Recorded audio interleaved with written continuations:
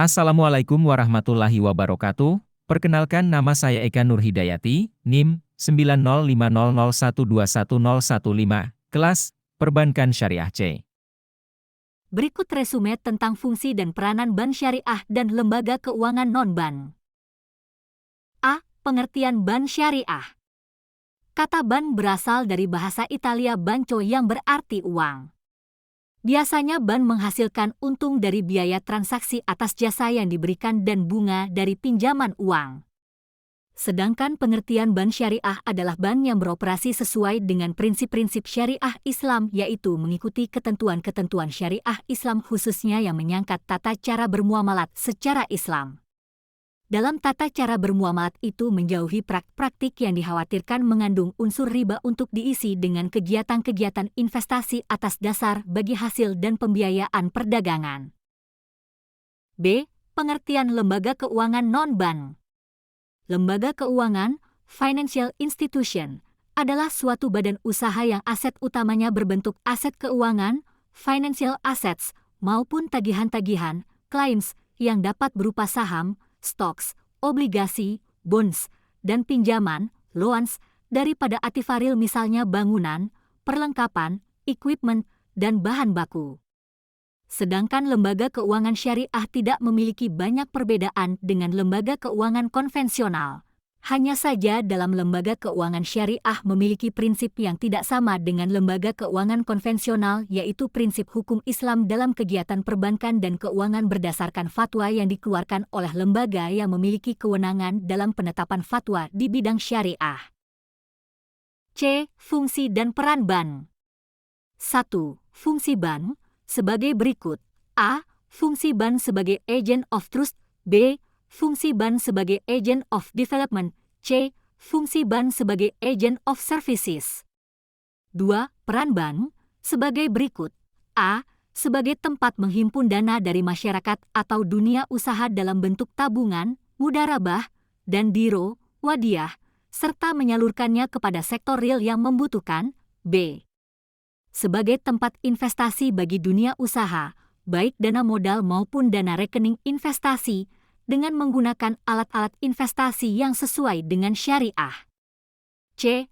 Menawarkan berbagai jasa keuangan berdasarkan upah dalam sebuah kontrak perwakilan atau penyewaan. D. Memberikan jasa sosial seperti pinjaman kebajikan, zakat dan dana sosial lainnya yang sesuai dengan ajaran Islam. D. Fungsi dan peranan lembaga keuangan non-bank. Lembaga keuangan yang fungsi dasarnya sebagai pengumpul dan penyalur dana yang digunakan untuk menunjang perkembangan pasar uang dan pasar modal. Nah, di bawah ini beberapa fungsi lembaga keuangan bukan bank, LKBB, sebagai berikut. 1. Menghimpun dana. 2. Memberi kredit. 3. Menjadi perantara bagi perusahaan-perusahaan. Lembaga keuangan Islam yang ada di Indonesia.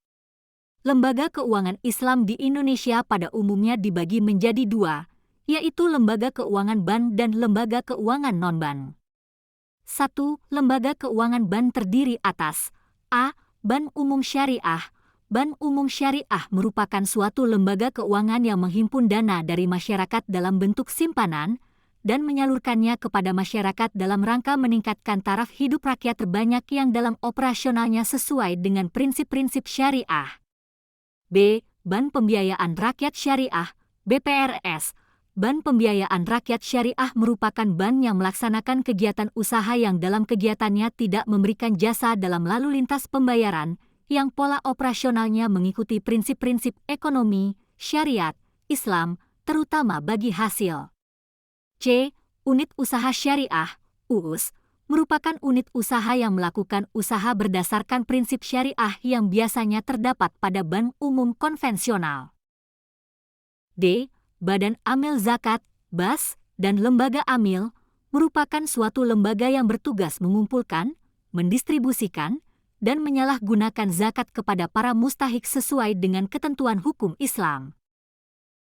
Sedangkan lembaga keuangan non-bank terdiri dari A.